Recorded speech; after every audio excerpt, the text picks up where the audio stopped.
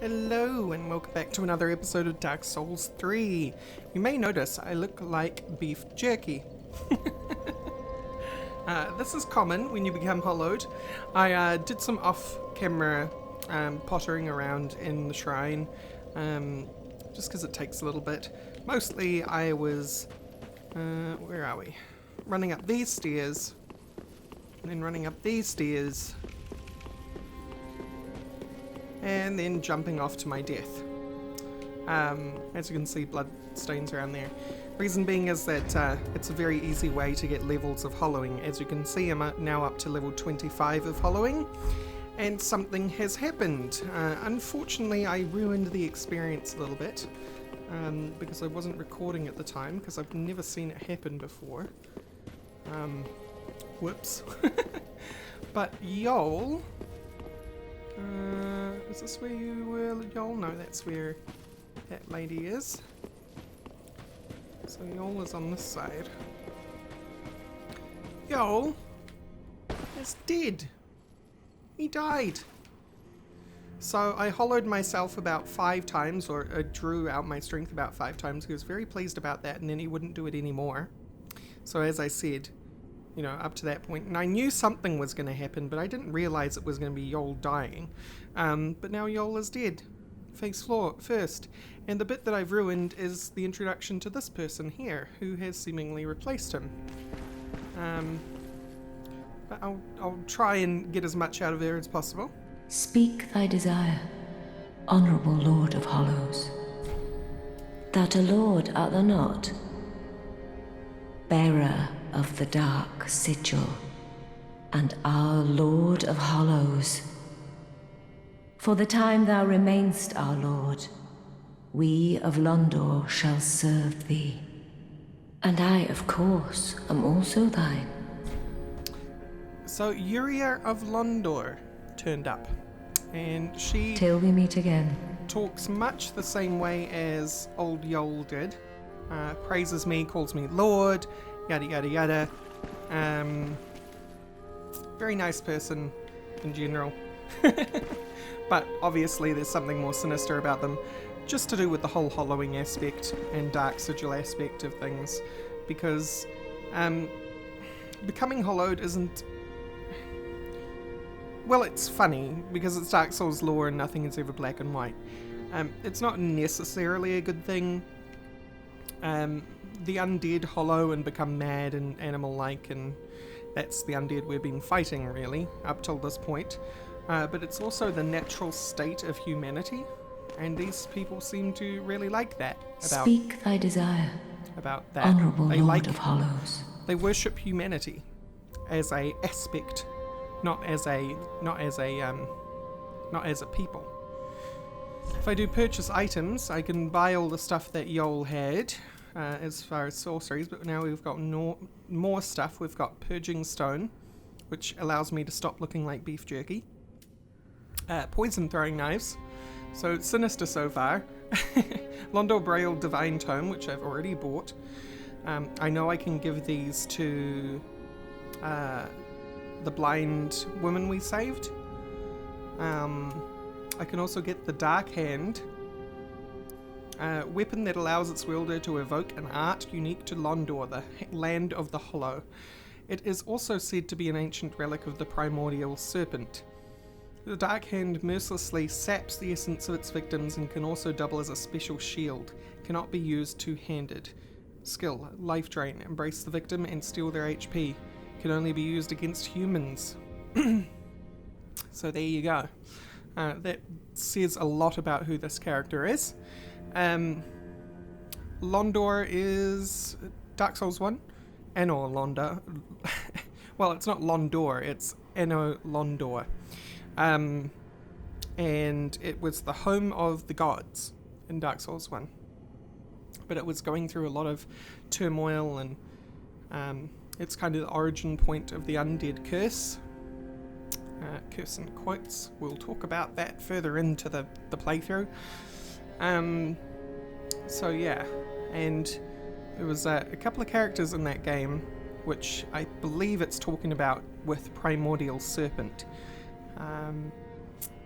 So yeah, The untrue dark ring, one of the illusionary rings worn by the Hollows of Londor, retain human appearance while hollow.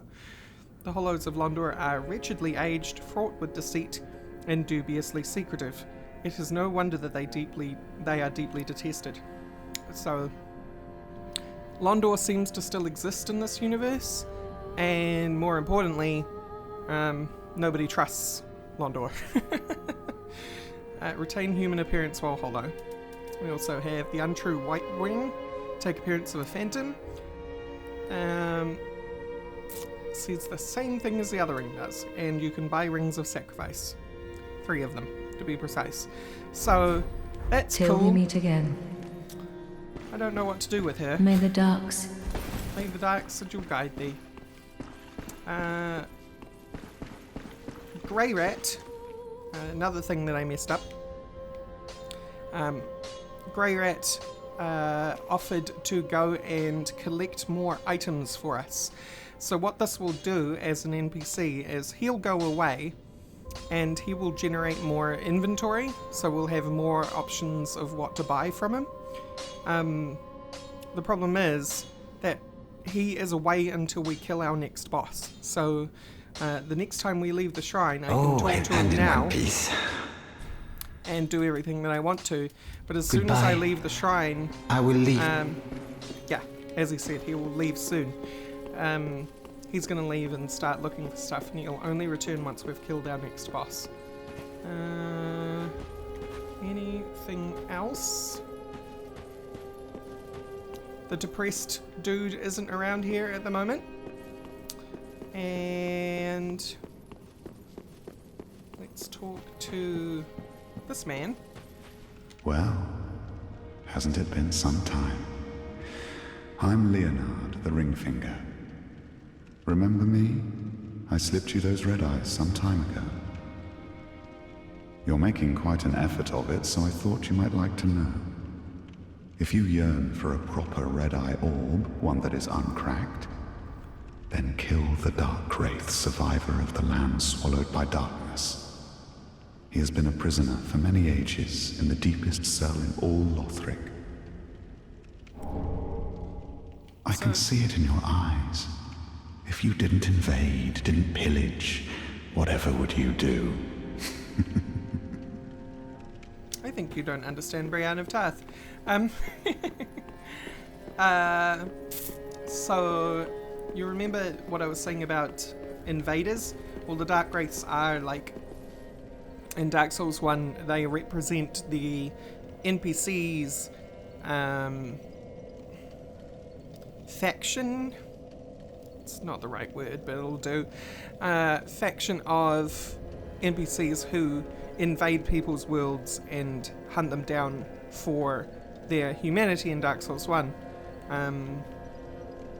So they are of the dark, which again links us back to Yuria, who is somewhat of the dark. So does that mean she's a Dark Wraith, and Yeol was a representative of that kind of the dark, of the abyss, that sort of thing? Because the abyss represents the dark as well, and the abyss is something to do with Dark Souls 1, and I'm not going to get into it here, but we are going to hunt down that Dark Wraith and get ourselves a red-eye orb. So in order to get there, we're going to go to Tower on the Wall. If you're observant, there was a door that I never talked about in the cellar of this tower. I just kind of glossed over it. That door is locked. Well, it will soon be unlocked, actually. Hello, friend. Oh, something interesting. Something I never knew until the other day, when I watched a very useful YouTube video about the defense in Dark Souls 3. It's really bad that I'm not wearing a helmet, because it reduces your overall defense by a certain percentage. And so you should wear something in all of these slots, regardless of what it is. Otherwise you are nerfing yourself considerably. Even if it's like the worst armor you have, as long as you're wearing it, you're better off than not wearing anything at all. The head protects you up to 10% of your damage. So by not wearing a helmet, I was taking 10% more damage than I had to. Oh. Stop it. I'm being careless again because I'm here fighting easy enemies and not really giving a damn.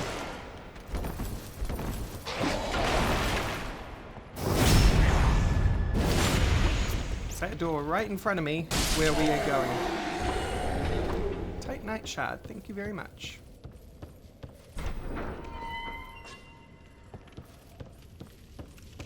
So we're gonna go fight somebody very interesting down here. He is unique.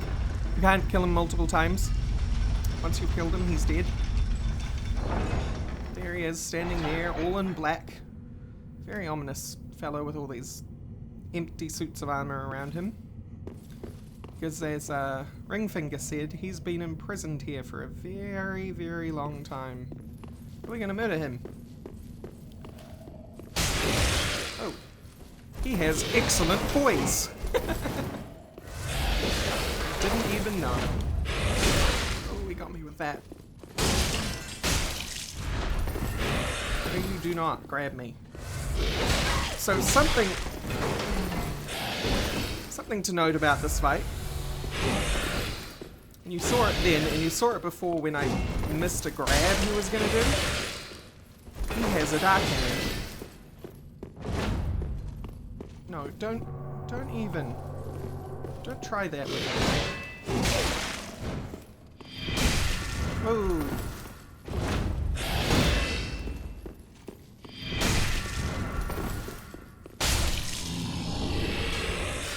I did so bad during that fight. I'm going to blame it on me talking. But he's dead, and we didn't die. Beat him first time. So can't complain too much. Oh, the other reason why I chose a thief hood was because it covers our beef jerky face. Until we can afford either a ring or a purging stone. So, up this ladder we go. We're going to continue on with what we were doing in the last episode, which was on the Path of Sacrifices, entering the Crucifixion Woods. So we want to head up here. We'll also want to head back to the shrine and talk to Ringfinger just to complete this little side quest, I think. I think he will want to hear about it. I'm not sure.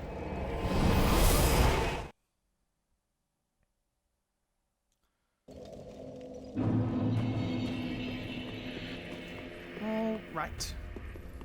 Ringfinger will be up this way behind the thrones. There he is. Hey, friend. Aha, you found a proper red eye. Brilliant. I knew you were a dangerous woman. Now invade and pillage all you like. Yes, yes. And if you grow weary of your duty, you too may become a finger. Come on. Give yourself to Rosaria of the Cathedral of the Deep.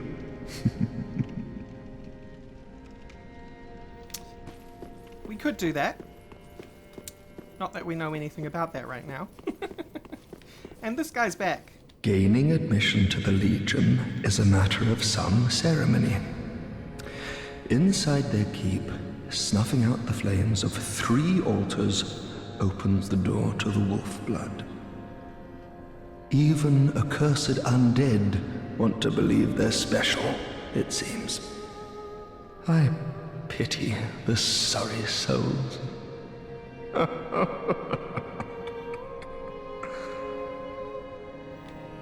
So, I'm going to use some foreknowledge here. No, we jumped down the wrong one.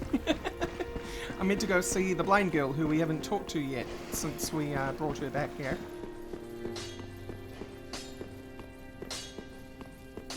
Come back, Stamina.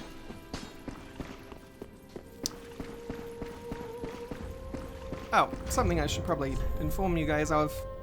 Because of the levels I got out of hollowing, stats have changed. I now have 18 vigor. I don't think I was up to 18 vigor 15 endurance and 13 vitality. As I said, I'm going to get those vitality and endurance up to 18, and then we'll just see where we go from there, because that will be our, our base level. Oh, Champion of Ash, welcome back. I was not meant to be a firekeeper, but I am honored to serve you beside the bonfire. The gods are ever merciful. My gratitude lies with them and with you. I am yours now. Your wish is my command. So the foreknowledge that I have been given is that we can give her the divine tomes that we find along our journey, but we probably don't want to give her any that would contain dark miracles.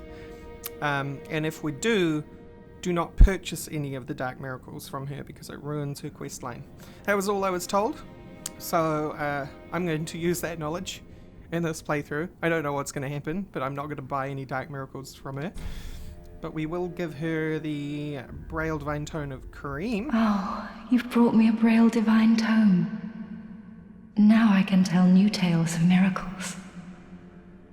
Tales of the greater miracles can be quite the epics. What fun we will have. And something I should have a pleasant journey, Champion of Ash. I pray for your safety.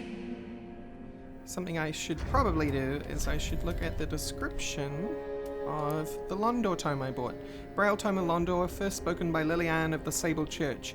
Give this to a storyteller to learn miracles of Londor. This is a forbidden tome, as it offers salvation to all hollows, and conversely curses all things living. So this is a dark miracle tome, and we will not give it to her. Welcome back. Do you wish to hear a tale? You only... The other thing that I was told to do is buy all her good miracles from her. All of them. Every last one. And that will progress her quest line. But we're not going to do that now because our souls are more useful than that at the moment. And Cornix, do we have anything for you there yet? You are, unkindled one. We haven't talked to this guy. I wish to express my gratitude for trusting a lowly pyromancer and allowing me to gaze upon this majestic flame. As promised, I will impart pyromancies to you. But first, you'll need a flame of your own. And that is what allows you to cast pyromancies? Careful you don't burn yourself with it. But we're not going to find any use out of that.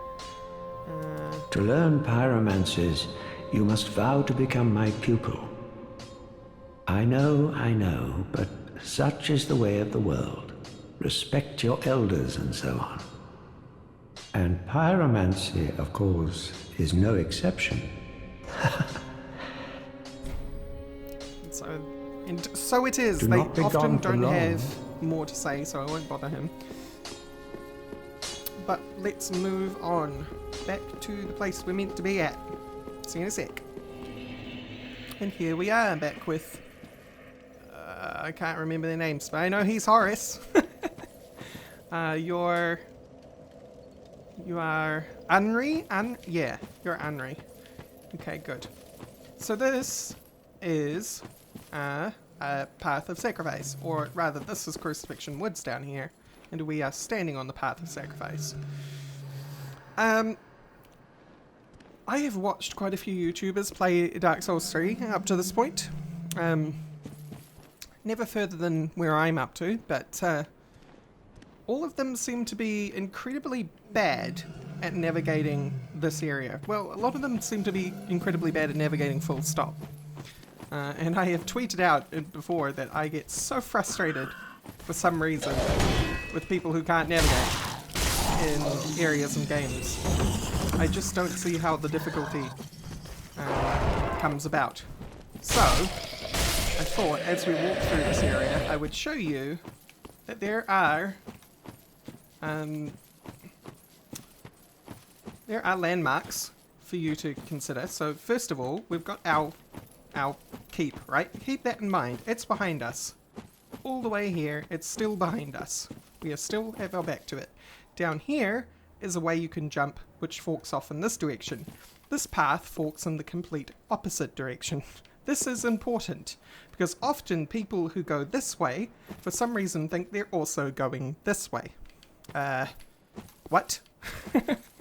This is, 90 degrees, sorry. My bad. 90 degrees difference from the point where I'm standing. Which, the further you travel down that way is the further you travel down that way. We are going this way first. And when we get to the bottom here, it's even clearer the difference. Okay, our back is still to the keep, which is up there. Or the halfway bonfire, rather. I should probably fight these guys rather than trying to prove a point. Come on, I know what you guys do. Do your thing so I can hit you.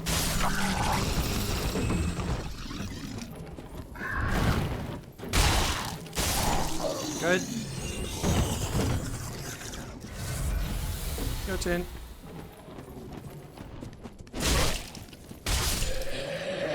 Good.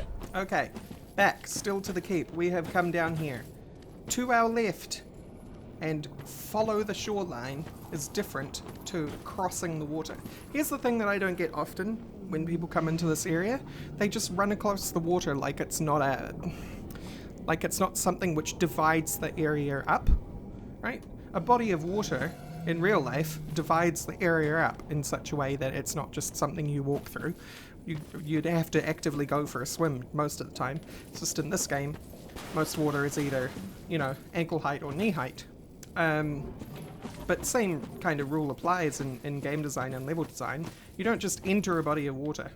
You should probably stick to the shoreline. And this game really guides you that way, particularly in this area, and it's very hard for me to understand how people miss that. Come on, dog. Oh, stop it. Okay, so, keeping in mind where we have walked around, our path was over there, we have come around the corner and facing the other direction. Halfway fortress is right above us, right that way. Because there's those steps that we came down, which are going in that way. Very important, keep this in mind. And if we look out into the lake, we see all sorts of things that would make us want to avoid the lake at this point in the game, or should. So, naturally you should probably follow the shoreline. And not ignore this guy, like I just did. Or you could even go inland, because, entering water bad, staying on land good. Fighting weird poison bugs good.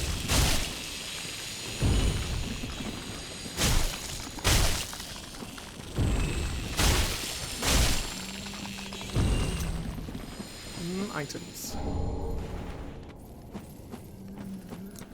So I'm thinking about navigation in my head and where I am at all times, and I know that pretty much where I'm standing right now, halfway fortress should be pretty much over my head that way.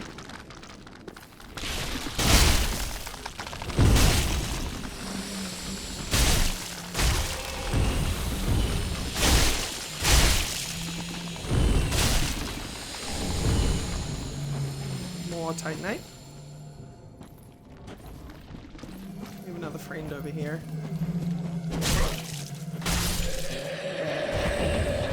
He normally stands here, so I must have annoyed him at some point.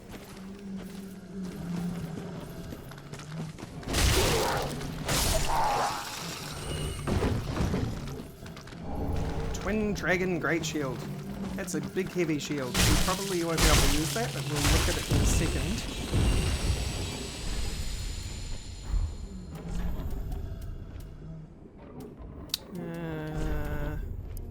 The latest of all great shields, made from wood and decorated with a two-headed dragon. Great shields are the largest type of shield and offer both high stability and damage absorption, making it easy to deflect enemy attacks. Skill, Shield Bash. we're not really interested in the shield bash, to be honest. In fact, I would like to replace this as soon as possible with something that allows me to parry. I'm not very good at parrying, but parrying is better than weapon skill so far. What's the weight on that? That's 5 and that's 7. So that is a very light great shield. So let's keep moving. Now, relative to the path, always keeping in mind of where I am, relative to the path, we've just kept going inland, left, right? So if we were standing at the path right now, this would be looking away from the path, that would be looking up the path, that would be looking to the direction we're going. I'm always keeping that stuff in mind, which is why I find it so difficult to understand how people get lost.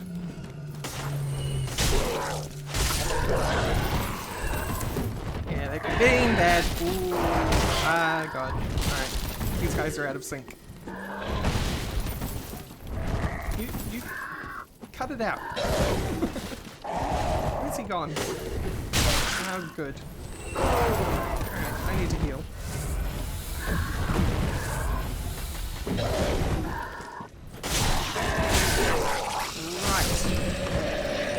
Cleaned up that mess.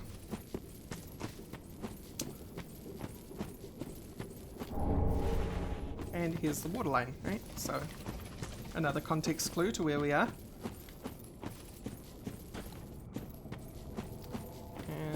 And if we keep going through here, we're still going along that water line. But now we can head up west. West? We can head right.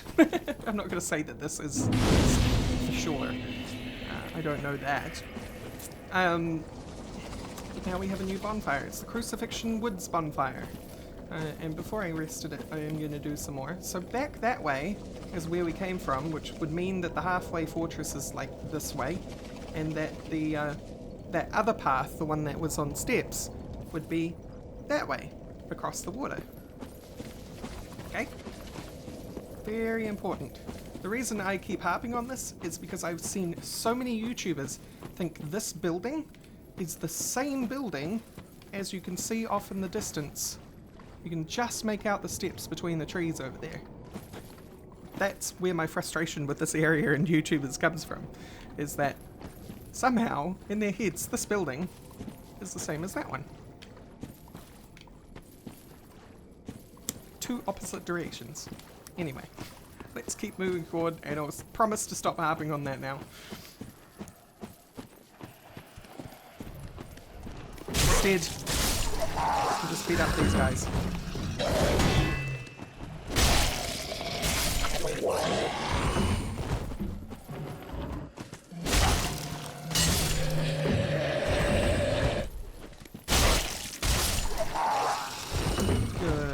Good progress. And Estus Shard, awesome. But you'll see we have a dude right there. He's a rather large dude. I am not as confident with these guys as a lot of other people are.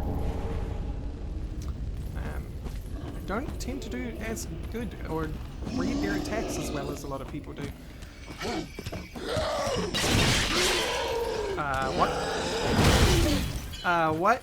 I have my shield up, game.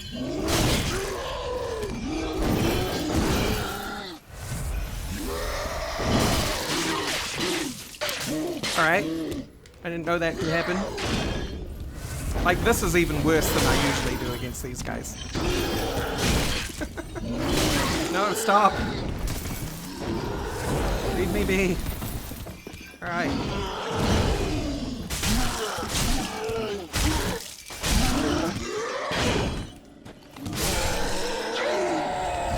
Yeah, I don't know what happened there. A lot of those attacks can be shielded, and I had my shield up, and they weren't being shielded, and I had my auto lock on. So, I don't know. Don't think you can backstab these guys, so I have to attack instead.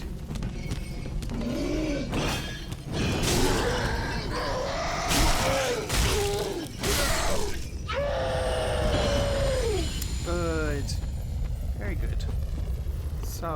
think there was... no, nothing else down here. We'll grab this though. Soul of an Unknown Traveler. And... I'm actually going to hop down into this water right now. Murder crab. Murdering crabs, I think, can set off giant crabs. I have anecdotal evidence to this. But I think, see, like, that crab is moving towards me because its babies are being killed? Maybe. Maybe baby. Because otherwise I think this giant crab would have just stood there forever.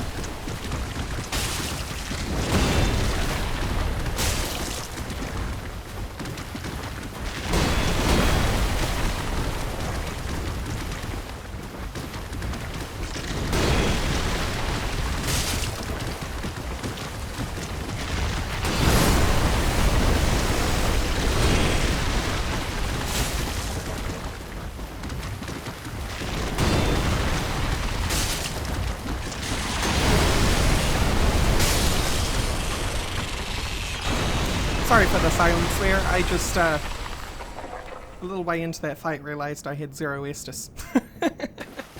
So, I wanted to concentrate a little bit. Which also means I'm not going to do what I was going to do, which is go in that hole over there. But we might take this opportunity with having this side of the swamp cleared out, because there's another giant crab over there, you'll see, to try and grab some of the items that are around here. Fallen Night Garb. Very cool. We'll take a look at that in a second. Kill another baby crab. That wasn't set off by me doing that. And... Grass Crest Shield. Yes, that's what I was looking for. This will now replace our Kite Shield. Usefully. Hello, friend. Where'd you come from? I thought I killed everyone over here by this path up to the halfway fortress, which is right there. Any other easy to grab items? Yeah, that one's fairly easy, but I have a feeling the other crab will... Yep. Yep. We're just going to ignore him then. They don't come up onto the land, so that's all fine and dandy. Right, let's get to the bonfire and then look at these items. Yeah, I knew I hadn't killed you. Where are you though? I could hear you. Wanna groan again for me? Or not? No? You're okay? I feel like you must have, like, clipped into the tree or fallen through the ground or something. Anywho, let's take a look at those items. We have the Fallen Knights stuff. Helm of the Order of the Fallen Knights who disbanded and fled, but met untimely deaths. The drab tattered hood conceals tough black metal which provides dependable protection from fire. It is just possible to make out the majestic gold engravings on its surface. So I think these are Lothric Knights who have abandoned their service. We don't have any Lothric armor on us, but you can get it off the Lothric Knights by killing them, just picking it up off them. We are at 75, so we will be fat rolling in this. Yep. So we're not going to wear it. Or at least we're going to wear some lighter stuff. We will be able to wear heavier stuff and still use our claymore and shield and things once we have more vitality. But we're going to be using this. As you can see, it's got the circle symbol in the bottom left. It means it's a parry shield. It's also slightly better, I think. Yeah. Physical defense is slightly better. It has... this has better absorption, guard absorption overall, though. But by how much? Fair amount. This has better stability, though. Stability is pretty important. This is particularly good against lightning? I know this is good against something, and I can't remember. Maybe the description will tell us. Old medium metal shield of unknown origin. The grass shield is lightly imbued with magic, which slightly increases stamina recovery. Oh, well, there you go. So that's our shield now. We are at 60.8. So is that lighter than the... It is lighter. Huh. How about that? Good. Good. But we've now got a nice piece of armor for our chest plate instead. So, brown of Tarth is not looking very brown of Tarth at the moment. That's fine. I'm sure we'll have plenty of opportunities in the future to do that, but let's rest. And now Crab's back. Oh god. But I'm going to leave it here because next episode we have the opportunity to get ourselves into a boss fight. So, thank you for my rambling, listening to my rambling about sense of direction and my frustrations with it. And I hope you enjoy the episode. Bye-bye.